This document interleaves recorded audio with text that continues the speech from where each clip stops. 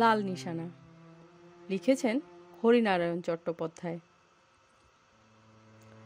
কচু পাতার উপর ঘন মাকড়সার জাল, মাদার গাছের তলাটা ঝুপসি অন্ধকার, কচুরি পানায় ঢাকা মজা ডোবাটার ওপর বাঁশঝাড়গুলো নুয়ে নুয়ে পড়েছে। দুই একটা বাঁশ জলেরও বুক ছুঁই ছুঁই করছে। ডোবাটার ধারে ধারে কলিমদারের জঙ্গল। 3 দিন ধরে সমানে বৃষ্টি হচ্ছিল। জুঁইফুলি বৃষ্টি নয়, একাধারে মুষলধারার বৃষ্টি। জল পেয়ে মানগুলো দিব্যি লকলকিয়ে উঠেছে। পিঁপড়ার সার চলেছে ডিম মুখে নিয়ে। এখনো আকাশের মুখ অভিমানের মেঘে ভরা। মনে হচ্ছে একটু নাড়া পেলেই বুঝি ঝরঝর করে বর্ষণ শুরু করবে। সন্ধ্যার অনেক আগেই সন্ধ্যার অন্ধকার নেমেছে চারপাশে। ঝিঝি ডাকছে একটানা। মাঝে মাঝেই শোনা যাচ্ছে ব্যাঙের গোঙানি। একটু পরেই জোনাকিরা বেরোবে আলোর পসরা নিয়ে। বসে বসে থেকে শিবানীর আর ভালো লাগলো না। উঠে পড়ল ঘাসের ওপর থেকে, 2 হাত মাথার উপরে তুলে আড়মোড়া ভাঙল। ঝোপের পাশ দিয়ে উকি দিয়ে দেখলো সদরের উঁচু পাঁচিলটা দেখা যাচ্ছে। সদরের দরজার কিছুটা অংশও দেখা যাচ্ছে। ওপরের ঘরে আলো জ্বলছে, টিমটিমে আলো, ভালো করে দেখা যায় না। এক হাতে ঘাসগুলো সরাতে সরাতে শিবানী আরো একটু এগিয়ে এলো ডোবার ঘাট বরাবর। ঘাট মানে শান বাঁধানো চাতাল নয়, নারকলের গুড়ি ফেলা। গুড়িগুলো শ্যাওলায় সবুজ হয়ে আছে। একটু পা পড়লে আর দেখতে হবে না, একেবারে কাদায় পুঁতে যাবে। খুব চেনা পথ। কতবার বাসনের গোছা নিয়ে বউটি এই ডোবায় এসেছে। ঝি কামিনী না এলে বউটি আসতো বাসন মাজতে, তা না হলে আর কে আসবে। বুড়ি শাশুড়ি ভালো করে চোখে দেখতে পেতেন না, একটা চোখে ছানি পড়েছে, ওপরে নিচে চলাফেরা করতেই মুশকিল হতো। ভাঙাচোরা একটা বাড়ি, মেরামত করবেই বা কে? এই একটি মাত্র ছেলে, শিবরাত্রির সলতে, তেজ ও সলতের মতোই, পার্কিনসন কোম্পানির একেবারে ঘনিষ্ঠ কেরানি। দুনিয়ার যত চিঠিপত্র এসে জমা হয় সেগুলো খাতায় টুকে সেকশনে সেকশনে পাঠাতে হয়। মাইনে 85, তার মধ্যে ট্রেনের মন্থলি বাবদ যায় 7 টাকা। তার উপর জল খাবারের ব্যাপার আছে। যেটুকু বাকি থাকে তাতে 3 জনের গ্রাস আর আচ্ছাদন দুটোই চলে না। আর কিছু না থাক, নামের জোর আছে। নাম বাসব। চেহারা আর ঐশ্বর্যের কোনোটাতেই ইন্দ্রত্বের ছাপ নেই। কাজেই ও বাড়ি মেরামত করা বাসবের সাধ্য নয়। 3টে লোকের ভরণ পোষণ চলেই না ভালো করে, অথচ শাশুড়ির দিনরাত নাকে কাঁদুনির কামাই নেই। আর একটা বাড়তি প্রাণীর দরকার, আর একজন না হলে সংসার বেমানান। প্রথম প্রথম বউকে আড়ালে ডেকে শাশুড়ি জিজ্ঞেস করতেন নতুন অতিথি আসবার সম্ভাবনা আছে কিনা। বউয়ের মাথা নাড়ার সঙ্গে সঙ্গে নিজের কপাল চাপটাতেন। এই হলো গিয়ে অবস্থা। গাব গাছে হেলান দিয়ে শিবানী দাঁড়িয়ে দাঁড়িয়ে ভাবতে লাগলো। রাজ্যের শিকড় বাকর মাদুলি তাবিজ বউয়ের হাতে উঠল। হাত নাড়াই দুষ্কর। গায়ে কোনো সাধু সন্ন্যাসী এসেছে খবর পেলেই শাশুড়ি টেনে নিয়ে যেতেন বউটাকে। ছানির অস্পষ্টতা কোনো বাধারই সৃষ্টি করতে পারত না। কিন্তু তবুও কিছু হলো না। একেবারে অন্তিম পর্ব, যে পর্বের চেহারা দেখে বউটি শিউরে উঠল। এতদিন শুধু শাশুড়ি পেছনে লেগেছিলেন, এবার তার ছেলেও তৎপর হয়ে উঠল। চায়ের কাপ নিয়ে ঢুকতে গিয়ে বউটি চৌকাঠের কাছে দাঁড়িয়ে পড়ল। ঘরের মধ্যে মা আর ছেলে তাকে নিয়েই আলোচনা করছে। তুমি আর কি করবে মা? মাদুলি তাবিজ আর কত বাঁধবে হাতে?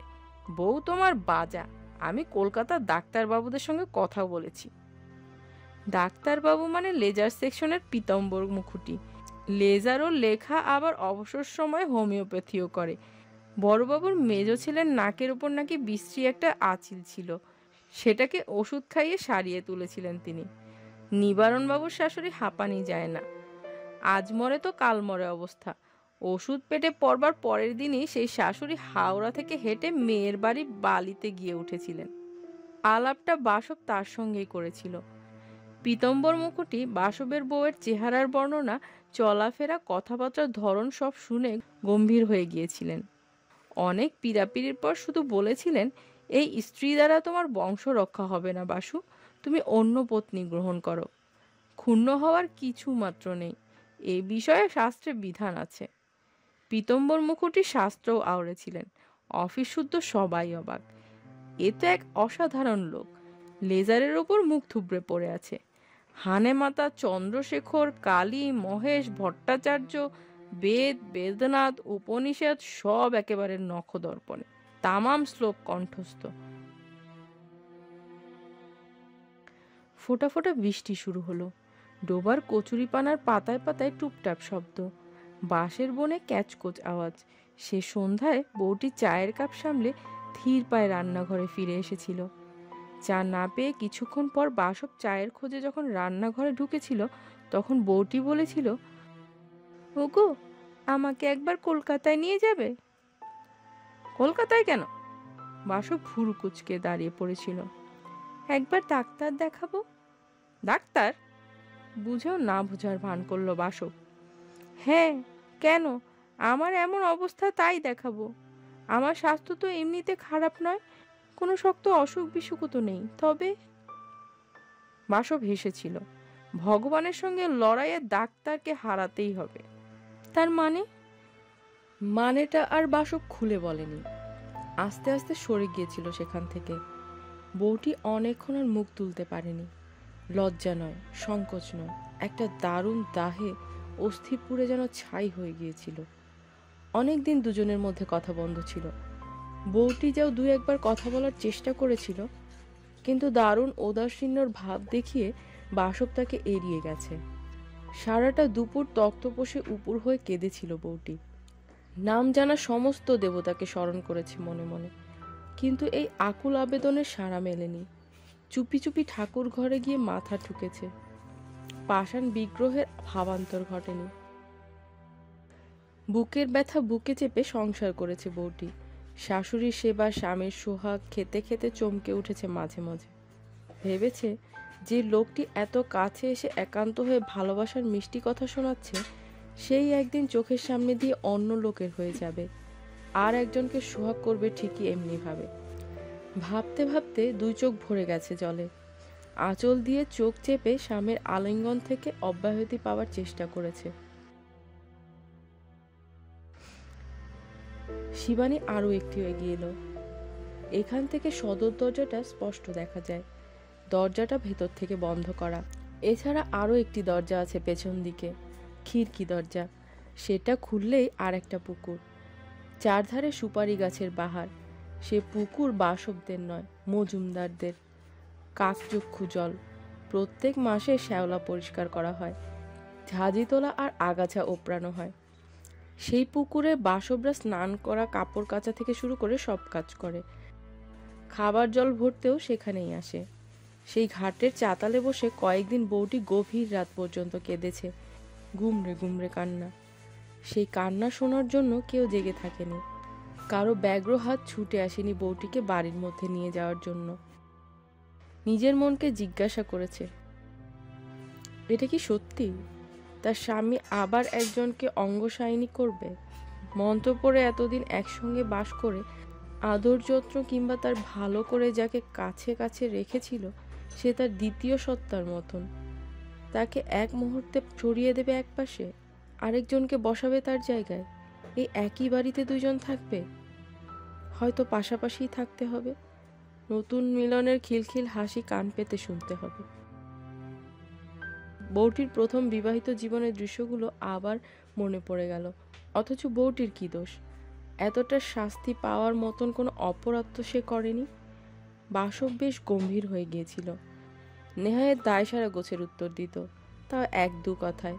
মনে হলো বাসব কি যেন একটা ভাবছে, নতুন ভাবে, নতুন মানুষ নিয়ে কেমন করে সংসার জীবন শুরু করবে সে কথাই ভাবছে সে। একটা সবুজ ফড়িং অনেকক্ষণ ধরে কচু পাতার উপর বসবার চেষ্টা করছিল, কিন্তু কি ভেবে বসতে গিয়েও বসছিল না। এলোমেলো হাওয়ায় কচু পাতাগুলো দুলছে, সেজন্যই বুঝি ফড়িংটা ভয় পাচ্ছে। সেদিনও বউটি এমনই ভয় পেয়েছিল। সমস্ত সংসারটা যেন দুলছিল। মানুষগুলোর অস্থির চিত্ত, কারোর উপর নির্ভর করা যায় না, অবলম্বন করা যায় না কাউকে। সবাই চাইছে পুরনো মানুষ সরে গিয়ে নতুন মুখ আসুক, এক অপূর্ব কলকাকলিতে ভরে উঠুক সংসার। ছোট্ট দুটি মুঠির বাঁধনে গোটা সংসারটা বাঁধুক। এদের মানে এবারের হালচাল যেন ভালো লাগছে না আর। কেমন একটা থমথমে ভাব, ভালো করে কেউ কথাও বলে না, কেবল এধার ওধার ফিস ফিস পরামর্শ। বউটি গেলেই সব থেমে যায়, অন্য কথা বলার ভান করে। মাঝে মাঝে সোজাসুজি বাসবকে প্রশ্নও করেছিল। শুতে যাওয়ার আগে মশারি ফেলতে ফেলতে বউটি বলেছিল, কি গো, ঘুমালে নাকি? বাসব ঘুমায়নি, চিত হয়ে শুয়ে পান চিবোচ্ছিল। বউটির কথায় উত্তর দিয়েছিল, একটা কথা জিজ্ঞেস করব? করো। সত্যি উত্তর দেবে তো? উত্তর যদি জানা থাকে তো দেব। মানে তুমি যদি প্রশ্ন করো আজ রাতে আকাশের নক্ষত্রের সংখ্যা কত, বলতে পারবো না, কারণ সংখ্যাটা আমার জানা নেই। চালাকি রাখো, দেবে তো উত্তর? প্রশ্নটা করেই দেখো না। বউটি বাসবের গা ঘেঁষে শুতে শুতে বলেছিল, তুমি নাকি আবার বিয়ে করবে, পাত্রীও নাকি ঠিক হয়ে আছে। কয়েক মিনিটের নিস্তব্ধতা। বাসব চুপ করে রইল। তারপর পাশ ফিরতে ফিরতে বলল, মাঝে মাঝে তোমার মাথায় বুঝি ভূত চাপে? আজই শুনে এলাম। কার কাছে? চাটুজ্জেদের নবও এসেছিল আমার কাছে। একটুও না থেমে বলছিল বউটি। তোমার চাটুজ্জেদের নব কি ঘটকগিরি করছে বুঝি? না, তবে যিনি করেছেন তার কাছ থেকেই শুনেছে। বাসব এবার উঠে বসল। অন্ধকারে বউটির মুখ ঠিক করে দেখা গেল না, কাজেই সে মুখের লিপি পড়া সম্ভব হলো না। আস্তে আস্তে বলল, ঘটক চূড়ামণিটি কে? পূর্বপাড়ার দামোদর চক্রবর্তী। সঙ্গে সঙ্গে বউটি উঠে বসেছিল, উত্তেজনায় কণ্ঠস্বর কাঁপছে তার। বাসবের মনে হলো ইতোমধ্যে দু এক ফোঁটা জলও বোধহয় পড়েছে গড়িয়ে চোখ থেকে। বাসব নিজেকে সামনে নিয়েছিল, খুব গম্ভীর গলায় বলেছিল, মাঝরাত্রিতে রসিকতা শোনার মতো সময় নেই আমার, ভোরে অফিস আছে, আমায় ঘুমোতে হবে। বাসব পাশ ফিরে শুয়ে ঘুমোবার ভান করছিল। বউটি আর কথা বাড়ায়নি। বউটি বুঝতে পেরেছিল একটা কথা বললেই বিরক্ত হওয়ার ছুতো করে বাসব হয় মেঝের ওপর কিংবা বারান্দায় গিয়ে শোবে। কিছুক্ষণ পরেই বাসব সত্যিই ঘুমে পড়েছিল, কিন্তু বউটির চোখে ঘুম নেই। চুপচাপ শুয়ে শুয়ে বাইরের তারাভরা আকাশের দিকে চেয়েছিল। এরা কেউ কিছু বলেনি, কেউ কিছু বলবেও না, কিন্তু বউটি ঠিক বুঝতে পেরেছে, সবচেয়ে কাছের লোকটা যদি সবচেয়ে দূরে সরে যায়, তাহলে সংসারের আকর্ষণটুকুই নিঃশীর্ণ হয়ে যাবে। শাশুড়িকেও কথাটা জিজ্ঞেস করেছিল দুপুরবেলা। পা টিপতে টিপতে বলেছিল, একটা কথা জিজ্ঞেস করবো মা? শাশুড়ি বিরক্ত হয়েছিলেন। বলো বাছা, কি বলবে? একটু ঘুম এলেই তোমার যত কথা শুরু হয়। বউটি ভয়ে কিছুক্ষণ চুপ করেছিল। একটু পরে শাশুড়ি মনে করে দিয়েছিলেন, কই, কি বলবে বাছা, বলো। মাথা নিচু করে খুব মৃদু গলায় বউটি জিজ্ঞেস করেছিল, আপনার ছেলের নাকি আবার বিয়ে দেওয়ার চেষ্টা করছেন? শাশুড়ি সঙ্গে সঙ্গে উত্তর দিয়েছিলেন, তাছাড়া আর কি করবো বাছা, তুমি তো পারলে না সংসারে শান্তি আনতে। এত বছর বিয়ে হলো, কোলে একটা কিছু এলো না, আর যে আনবে এমন সম্ভাবনাও কম, কাজেই বংশ রক্ষার কথা তো ভাবতেই হবে। বহু কষ্টে চোখের জল ঠেলে বউটি উঠে পড়েছিল। শোবার ঘরে ঢুকে আর পারেনি নিজেকে সংযত করতে, কান্নায় ভেঙে পড়েছিল। শাশুড়ি কান্নার শব্দে ঘরের চৌকাঠে এসে দাঁড়াতে পারেন সে কথা একবারও ভাবেনি। এত সব ভাববার অবকাশ তার ছিল না। পায়ের তলা থেকে আচমকা মাটি সরে গেলে যেমন অবস্থা হয়, বউটির অবস্থা ছিল ঠিক তেমনি। একদিন বউটি লুকিয়ে লুকিয়ে ভাজকে একটা চিঠি লিখেছিল। বাপের বাড়ির দিকে ফিরে যাইবার মতন তার কেউ ছিল না। বাপকে ভালো করে তার মনেই পড়ে না।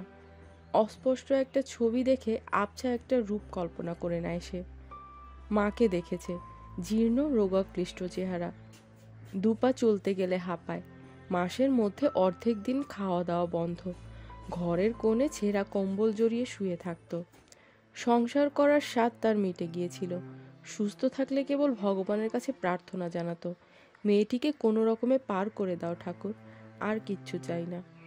বেশি কিছু চাইবার মতো বরাত করেও আসেনি, দুবেলা দুমুঠো খেতে যেন পায়, আর পরনের কাপড় যেন জোটে, তাহলেই হবে। বউটির মা বুঝি একটা প্রার্থনা জানাতে ভুলে গিয়েছিল, ভাত কাপড়ই শেষ কথা নয়, শান্তি, শান্তি যেন পায় মেয়েটা। একবেলা খাবার জুটুক, ক্ষতি নেই। পরনের বসন শতছিন্ন হলেও ক্ষোভের কিছু নেই, কিন্তু যদি সুখ না থাকে, মনে আনন্দ না থাকে, তাহলে জীবনের হাজার সম্পদও বরবাদ হয়ে যায়। মা যেন বিয়েটা দেখার জন্যই বেঁচেছিল। বিয়ে হয়েছিল মাঘ মাসে, মা গেল বৈশাখে। শেষ সময়ে মেয়ে মাকে একবার চোখের দেখাও দেখতে পায়নি। ভাই বদলি হয়েছিল জামালপুরে, মা ছেলের কাছে দেহ রেখেছিল। এখন ভাই জামালপুরে নয়, পাটনায় থাকে। বউটি সেখানেই চিঠি দিল। চিঠিটা ভাজকে উদ্দেশ্য করেই লিখল, কিন্তু আসল লক্ষ্য দাদা। দাদা যেন পড়ে একবার এবং একটা বিহিত করে, নইলে বউটি বা যাবে কোথায়, কার দিকে চাইবে? উত্তর এসেছিল। এমন সময় এসেছিল যখন বউটি উত্তরের আশা ছেড়েই দিয়েছিল। ভাজ লিখেছিল, ওসব বাজে কথা, ঠাকুর জামাই ঠাট্টা করছেন তোমার সঙ্গে। আজকাল আবার এই কারণে দ্বিতীয়বার কেউ বিয়ে করে? তাছাড়া এমন কিছু বয়স হয়নি তোমার, এর মধ্যে হতাশ হওয়ার মতো কি আছে? ভাই কিন্তু অন্য কথা লিখেছিল, যদি বাসব অন্য পত্নী গ্রহণ করে, সংসারের প্রয়োজনে বংশ রক্ষা করার প্রয়োজন হয়, তো তাতে একাজ ছাড়া আর পথ নেই। তাই সমস্ত ব্যাপারটা বউটির সহজভাবে গ্রহণ করা উচিত। নিজের ব্যক্তিগত সুখ স্বাচ্ছন্দ্য আনন্দপুলক সবকিছু সংসারের প্রয়োজনে বলি দেওয়াই কর্তব্য। সাধ্বী স্ত্রীলোকের এই রীতি। আরো দুপাতা ছিল সাধ্বীদের অন্যান্য কর্তব্য সম্বন্ধে। সবটা পড়ার ধৈর্য হয়নি বউটির। চিঠিটা টুকরো টুকরো করে পিছনের আগাছার জঙ্গলে ফেলে দিয়েছিল। মনকে প্রস্তুত করার চেষ্টা করছিল অমুককে বরণ করে নেয়ার জন্য, কিন্তু পারেনি। সবকিছুর অন্তরালে গোটা কয়েক বুকের মাঝখানে গিয়ে বিঁধেছিল। নড়তে চড়তে গেলেই অব্যক্ত একটা বেদনা নীরবে রক্তক্ষরণ করত।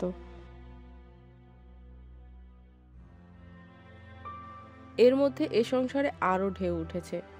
সে ঢেউ বউটিকে অতলে তলিয়ে নিয়ে যাওয়ার রুক্ষ আক্রোশে আছড়ে পড়ছে তার চারদিকে। দামোদর চক্রবর্তী এই গায়ের পূর্ব পাড়ার বাসিন্দা, মাতব্বর লোক।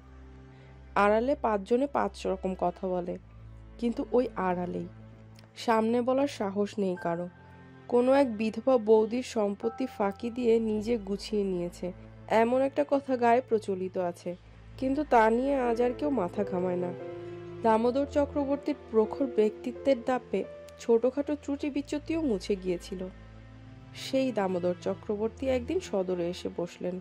ছুটির দিন, অফিস যাওয়ার তাড়া নেই। সারা দিনটাই ঢিমে ছন্দে বাঁধা। রান্না করার ফাঁকে ফাঁকে বউটি দরজার কপাট ফাঁক করে চোখ রেখেছিল। সব কথা কানে আসেনি, জাদু একটা এসেছিল, তাতেই তার মুখের সবটুকু রক্ত নিঃশেষে শুকিয়ে গিয়েছিল। হ্যাঁ হ্যাঁ বাবাজি, এর জন্য আর চিন্তার কি আছে, শাস্ত্রে তো বিধানই রয়েছে। একেবারে অফিসের পীতম্বর মুখোটির প্রতিধ্বনি। দামোদর চক্রবর্তী আরো এক ধাপ এগিয়েছিলেন, সঙ্গে সঙ্গে গোটা 5 পাত্রীর ফিরিস্তিও দিয়েছিলেন। ভেজানো কপাটের ফাঁক দিয়ে বউটি স্বামীর মুখটা দেখবার চেষ্টা করছিল, পারেনি। দেখতে চেয়েছিল সে মুখে কিসের চিহ্ন, বেদনা না প্রসন্নের উচ্ছ্বাসের। দুহাতে নিজের বুক চেপে সরে গিয়েছিল বউটি। এতদিন যে কথাটি বউটির আড়ালে আলোচনা হতো, সেই কথাটাই গোপনীয়তার বোরখা খুলে এবার সামনে এসে দাঁড়ালো। তার মানে এই সংসার আর বউটিকে চায় না। সংসার ভালোবাসে, ছায়া দেয়, পরিবর্তে প্রতিদান চায়। পুরুষ অর্থ দিয়ে তাকে পরিপূর্ণ করবে, নারী দেবে নিজের হৃদয়ের অংশ, নিজের মমতা আর পুরুষের পৌরুষত্ব মিশিয়ে নতুন যে সত্তার আবির্ভাব হবে তাকে পৃথিবীতে আনার দায়িত্ব নারীর। এই প্রতিদান বউটি দিতে পারেনি, তাই সংসারের বিরাট চাকার তলায় তার পৃষ্ঠ হওয়া ছাড়া আর কোনো গতি নেই। শিবানী এবারে হন হন করে বেশ কিছুটা এগিয়ে এলো, পায়ে চলার পথটার কাছাকাছি। ঠিক দরজার ওপরে তুলসীর মঞ্চ। রোজ সন্ধ্যায় তার তলায় প্রদীপ রেখে গলায় আঁচল জড়িয়ে বউটি প্রণাম করত। বিয়ের পর স্বামীর মঙ্গল কামনা করত, সংসারের উন্নতি, তারপর রোজ সন্ধ্যায় একটু করে প্রার্থনা। সে সন্তানবতী হতে চাইত, তার সামর্থ্য স্বল্প, বিত্ত প্রায় শূন্য, তবু তার যা আছে যতটুকু আছে দেবতাকে অর্পণ করবে। শুধু পরিবর্তে একটি প্রার্থনা, তরু ফলবতী হোক। বন্ধা নারীর প্রার্থনা বন্ধা হলো, আরো কঠোর হলো সংসার। সংসারের লোকগুলো মুখের ওপর নিষ্প্রিয়তার মুখোশ টেনে দিল। প্রত্যেক শনিবারেই বাসবের অফিস থেকে ফিরতে দেরি হতো। কোনো একদিন রবিবার বিকেলেও বেরিয়ে যেত। ফিরে এসে ঘরের দরজা বন্ধ করে মা বেটায় চাপা গলায় ফিসফিস করত। বন্ধ দরজায় কান পেতে বউটি শুনবার চেষ্টা করত, কিছু শুনতে পেত, বেশিরভাগই পেত না। সেটুকুই কল্পনার রূপ মিশিয়ে উজ্জ্বল করে তোলার চেষ্টা করত। ভাবী সংসারের ছবি যত উজ্জ্বল হয়ে উঠত, বউটির মনের ছবি সেই পরিমাণ বিবর্ণ হয়ে যেত। অবশেষে কাল রাত্রি এলো। খাওয়া দাওয়ার পর বউটি ঘরে ঢুকেই দেখেছিল বাসব জানলার কাছে দাঁড়িয়ে আছে। হাতের জ্বলন্ত সিগারেট থেকে ক্ষীণ ধোঁয়া উঠছে কুণ্ডুলি পাকিয়ে।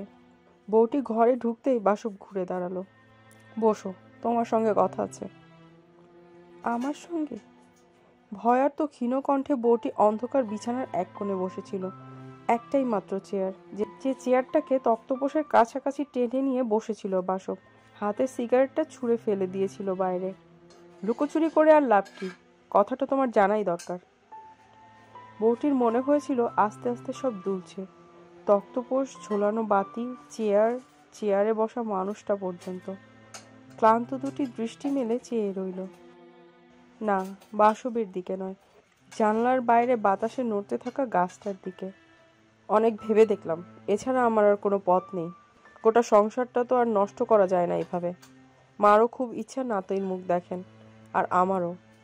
তুমি তুমি কি ভাবো, একটা নিরপরাধ দুঃখিনী মেয়ের জীবনে এভাবে অশান্তির দাবানল জ্বালবে? এত কথা শুধু বউটির মনেই এসেছিল। ঠোঁট দুটো থরথর করে কেঁপে উঠেছিল। একটা কথাও সে বলতে পারেনি। বাসবই বলেছিল, তোমার আর কি অসুবিধা? দুজনেই থাকবে দুই বোনের মতো। আগেকার দিনে তো এমন হতো।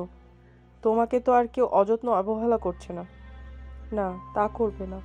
কেবল রাত হলে শাশুড়ির সঙ্গে শুতে হবে এক বিছানায়। সারাটা রাত নিদ্রাহীন সরসজ্জায় বিছানা করতে হবে। নতুন বউটিকে স্বামীর কাছে এগিয়ে দিয়ে নিজেকে সরে দাঁড়াতে হবে। তারপর ক্ষণিকের জন্য বউটির দুটি চোখ বুঝি জ্বলে উঠেছিল। যদি কোলের সন্তান আসে নতুন বউটির, তাহলে এই সংসারের জীর্ণ আবর্জনার সমগোত্র হয়ে বউটি সারা জীবন একপাশে পড়ে থাকবে। কোনো অসুবিধা নেই, দুবেলা দুমুঠো অন্ন আর পরনের বাস, এটুকু দিতে এই সংসারে কখনো কার্পণ্য করবে না। তাহলে আর কিসের দুঃখ বউটির? সে রাতে অনেকক্ষণ পর্যন্ত বাসব অনেক কিছু বুঝিয়েছিল বউটিকে। কথাবার্তার ফাঁকে একবার তার গায়ে হাতও রেখেছিল, কিন্তু শীতল স্পন্দনহীন একটা দেহের ওপর বেশিক্ষণ হাত রাখতে পারেনি। চোখে আঁচল চাপা দিয়ে বউটি সারাক্ষণ শুধু ভেবেছে, এ সংসারে তার ভূমিকা শেষ। এবার সে কোথায় যাবে? এই কালামুখ লুকাবে কোন অন্ধকারে? শিবানী দরজা পার হয়ে উঠোনে এসে দাঁড়ালো। অনেকদিন পর সে এ বাড়িতে ঢুকেছে, কিন্তু কিছুই নতুন বলে মনে হচ্ছে না। পাঁচিলের গায়ে ঘুঁটের সার, উঠোনের কোণ ঘেঁষে আগাছার ঝোপ, সিঁড়ির তলায় কাঠকুটোর স্তূপ, ভাঙা চেয়ার থেকে শুরু করে টেবিলের পায়া, ঝুড়ি, চেরা কাঠের জঞ্জাল। আর একবার উপরের দিকে চেয়ে দেখল শিবানী। আলো জ্বলছে, মিটমিটে আলো। তারই ম্লান ছায়া জামরুল গাছের পাতাগুলোর উপর পড়েছে। সেদিন এই উঠোনটায় সাজানো হয়েছিল। পাড়ার পুরুষেরা এসে জড়ো হয়েছিল। মেয়ের দল এসেছিল শাক ঘণ্টা হাতে। বাসবের অন্তরঙ্গ যারা, তারা এসেছিল সেদিন স্টেশন পর্যন্ত। বরবধূকে সঙ্গে নিয়ে আসবে। সে রাতে বউটির বিশেষ খোঁজ পড়েনি। সে যে আনন্দমুখর এই জনতার মধ্যে থাকবেই না, এইটুকু সকলেরই জানা ছিল। বেচারি হয়তো অন্ধকারের মধ্যে কোথাও চুপচাপ বসে আছে, কিংবা মুখ ঢাকা দিয়ে বিছানায় পড়ে আছে। মোট কথা, বউটির কোথায় সে বিষয়ে কারো কোনো আগ্রহই ছিল না। সবাই উকি দিচ্ছিল স্টেশনের রাস্তার দিকে। কখন আমবাগানের ফাঁকে অনেকগুলো আলো দেখা যাবে, অনেকগুলো কণ্ঠের মিলিত কলরব শোনা যাবে। বউটির সন্ধান পাওয়া গিয়েছিল অনেক পরে। এঁটো বাসনের স্তূপ নিয়ে কামিনী ডোবার কাছে বরাবর গিয়ে চিৎকার করে উঠেছিল। পথের ওপর বাঁশে একটা হেরিকেন ঝুলিয়ে রাখা হয়েছিল। আলো হয়তো খুব জোর নয়, কিন্তু সেই আলোতে বেশ দেখা গেল। কামিনীর চিৎকার, সঙ্গে সঙ্গে বাসনের ঝংকার। খুব ঘটার বিয়ে না হলেও বাড়িতে বাড়তি লোক কিছু ছিলই, তারা ছুটে এলো। একবার উকি দিয়ে পুরুষেরা সরে গেল। লোকের পিছনে বাসবও এসে দাঁড়িয়েছিল। দুটো চোখ বিস্ফোরিত করে সেও দেখছিল দৃশ্যটা। এতটা কিন্তু কেউ আশা করেনি। ছেলেও নয়, ছেলের মাও নয়। বউটি অসুখী, এমন একটা ব্যাপারে সেটাই স্বাভাবিক। স্ত্রীলোক সব দিতে পারে, সব কিছুর ভাগ, কেবল স্বামীর ভাগ ছাড়া। কিন্তু তা বলে মাদার গাছের নিচু ডালে পরনের শাড়ি বেঁধে একেবারে নিজেকে শেষ করবার কথা ভাববে, এ কথা কেউ স্বপ্নেও ভাবেনি। এমন নির্লজ্জ কি করে হতে পারল বউটি? সে কি নিজের যৌবন পুষ্পিত দেহ সকলের সামনে উন্মোচিত করে প্রমাণ করার চেষ্টা করছিল যে এ বন্ধুত্ব তার দোষ নয়? সংসার তাকে বঞ্চনা করেছে, সংসারের মানুষ প্রতারিত করেছে তাকে। অকারণে তাকে সংসারচ্যুত করেছে বিনা দোষে। সবচেয়ে বেশি আঘাত পেয়েছিল নতুন বউ সুরমা। উন্মুক্ত অবারিত নারী দেহের দিকে বেশিক্ষণ চেয়ে থাকতে পারেনি। কিন্তু যখন বউটির দেহ নামিয়ে পুলিশের ঝামেলা মিটিয়ে লাল পাড় শাড়ি পরিয়ে সীমান্তে সিঁদুর পায়ে আলতা দিয়ে বাঁশের শয্যায় শোয়ানো হয়েছিল, তখন সুরমা নিষ্পলক নেত্রে চেয়ে চেয়ে দেখছিল। স্বীকার করেছে আজকের উৎসব সুরমাকে কেন্দ্র করে হওয়ার কথা, কিন্তু ওই নিষ্প্রাণ চন্দন চর্চিত বিয়ের সাজে সজ্জিতা মহিলাটি উৎসবের সবটুকু আনন্দ অপহরণ করে নিয়ে যাচ্ছে। আজ সে নিজেকে নিঃস্ব করেও বিজয়িনী। তরতর করে সিঁড়ি বেয়ে শিবানী উপরে উঠে এলো। কেউ কোথাও নেই, তাতে তার কোনো অসুবিধা নেই। সিঁড়ির প্রত্যেকটি ধাপ তার চেনা, বাড়িঘরের প্রতিটি দরজা জানলা তার চেনা। তার স্বরে শিশুটি চেঁচিয়ে চলেছে। ধারের কাছে কেউ নেই। শাশুড়ি ভিনগাঁয়ে বোনের বাড়িতে বেড়াতে গেছেন আজ সকালে গরুর গাড়িতে চড়ে। ইদানিং ছানি কাটিয়ে অনেকটাই সমর্থন হয়েছেন। বাসব এখনো ফেরেনি। আজকাল তার ফিরতে বেশ রাত হয়, এটা শিবানী লক্ষ্য করেছে। অফিসের পরেও একটা টিউশনি করে। শুধু মাইনেতে আর দিন চলছে না, তাই বাড়তি রোজগারের প্রয়োজন। ছোট একটা বাড়তি প্রাণী হলে হবে কি, তার ঝঞ্ঝাট অনেক। সুরমার বুকে দুধ নেই, তাই বাইরে থেকে অনেক ধরনের খাবার কিনে আনার প্রয়োজন পড়ে। প্রসবের পর থেকে আনুষঙ্গিক নানান ব্যাধিতে শরীর দুর্বল, দেহে রক্ত নেই, কালি পড়েছে দুই চোখের কোণে। একটু হাঁটাচলা করলেই বুক চেপে হাঁপাতে থাকে। একটা বউ গেছে দুর্বার স্বাস্থ্য নিয়ে। আদি ব্যাধির বালাই তার কখনো ছিল না, কিন্তু এ বউয়ের দাম অনেক বেশি। এর কল্যাণে বংশ রক্ষা হয়েছে, সোনার চাঁদ এসেছে। এ বউয়ের প্রাণের মূল্য অনেক, তাই ডাক্তার আসছে, কবিরাজ আসছে। অফিস ফেরত বাসব 2 হাতে রোজ ওষুধের পোটলা বয়ে আনছে। উপরে উঠে শিবানী চৌকাঠের কাছে দাঁড়ালো। ঘরের এক কোণে ছেলেটা শুয়ে চেঁচাচ্ছে। নকশা কাটা কাঁথা, লাল রঙের দুটো বালিশ, চুলগুলো ঝুটি করে লাল ফিতে দিয়ে বাঁধা, কপালের এক কোণে কাজলের ফোঁটা। এর অর্থ শিবানীর অজানা নয়। কুনজর যেন না পড়ে, খারাপ বাতাস যেন না লাগে, কোনো অমঙ্গল যেন শিশুটিকে ছুঁতে না পারে। সুরমা কোথায় গেছে শিবানী জানে। পিছনের পুকুরে গা ধুতে গেছে। যাওয়ার সময় ছেলেটাকে হয়তো ঘুম পাড়িয়ে গিয়েছিল, হঠাৎ জেগে উঠেছে। ধারের কাছে কাউকে না পেয়ে চিৎকার শুরু করেছে। এ কান্না সুরমার কানে যাওয়ার কথা নয়। বাড়ির দরজা জানলা সব বন্ধ। বৃষ্টির জন্য সুরমা সম্ভবত বন্ধ করে দিয়েছে, কিন্তু শিবানীর কানে ঠিক গেছে। 1.5 বছর ধরে এমনই এক সুযোগের অপেক্ষায় সে ছিল। ধারের কাছে কেউ থাকবে না, অসহায় শিশু শুধু থাকবে অরক্ষিত অবস্থায়। ছোট্ট একটা মাংসপিণ্ড, ক্রন্দন সম্বল, নিস্তেজ, কিন্তু তবু শক্তি কম নয়। একটা নারীর জীবনের গতি ঘুরিয়ে দিল। একজনের অস্তাচলের রং নিয়ে আরেকজনের আইনা রাঙালো। এর শত্রুকে পরমায়ু ভিক্ষা শিবানী কখনো দেবে না। আস্তে আস্তে এগিয়ে শিবানী একেবারে শিশুটির গায়ের কাছে ঘেঁষে দাঁড়ালো। একটা পা তুলল। শিশুর ক্রন্দন এক্ষুনি থেমে যাবে, এক মুহূর্তে, একেবারে চিরদিনের মতো থেমে যাবে। পা দিয়ে শিশুটির গলা চাপতে গিয়ে শিবানী থেমে গেল। চোখে পড়ল দেয়ালের ফটোটার উপর। শিবানীর ফটো, সীমান্তে সিঁদুর, সিঁদুরের পায়ের কাছে। ফটোতে টাটকা ফুলের মালা, বোধহয় বিকালেই দেওয়া হয়েছে। শিবানী চমকে উঠল। একেবারে তার ফটোর সামনে সুরমা শিশুটিকে শুয়ে রেখে গেছে। শিবানী ভেবেছিল এ বাড়ি থেকে বেরিয়ে যাওয়ার সঙ্গে সঙ্গেই সে মুছে গেছে। ওই বাড়ির বাসিন্দাদের মনে তার আর কোনো স্মৃতিই নেই, কারণ পরাজিত নিষ্পাপ সত্তাকে কেউ মনে রাখে না। কিন্তু সুরমা আজও তাকে স্মরণ করে। কে জানে বাসবও কোনোদিন এই ছবির সামনে এসে দাঁড়ায় কিনা। সবচেয়ে বড় কথা, যে সাত সংসারে থাকতে শিবানী পায়নি, তার ক্ষোভ আর তৃষ্ণা মেটাবার জন্যই বুঝি রক্ত মাংসের এই ঢেলাটাকে দুজনে মিলে তার প্রতিকৃতির সামনে রেখে দিয়েছে। তার ভালোবাসা আর ঘৃণাকে রক্ষা করবে বলে এই সম্ভাবনায়। শিবানী ধীরে ধীরে পাটা তুলে নিল। দ্রুত পায়ে ঘর থেকে বেরিয়ে সিঁড়ি দিয়ে নেমে উঠানে এসে দাঁড়ালো। আশ্চর্য, পরিপূর্ণ এই সংসার থেকে চলে যেতে শিবানীর যেন মন চাইছে না, কিন্তু তবু যেতে হবে অনেক দূরে। এই শিশুর অসহায় কান্না যেখানে পৌঁছাবে না। তৃপ্তির সমুদ্রে প্রতিহিংসার নীল ফসফরাস আর তাকে কোনোদিন চঞ্চল করবে না। শিবানী সদর দরজা পার হয়ে অন্ধকারে মিলিয়ে গেল।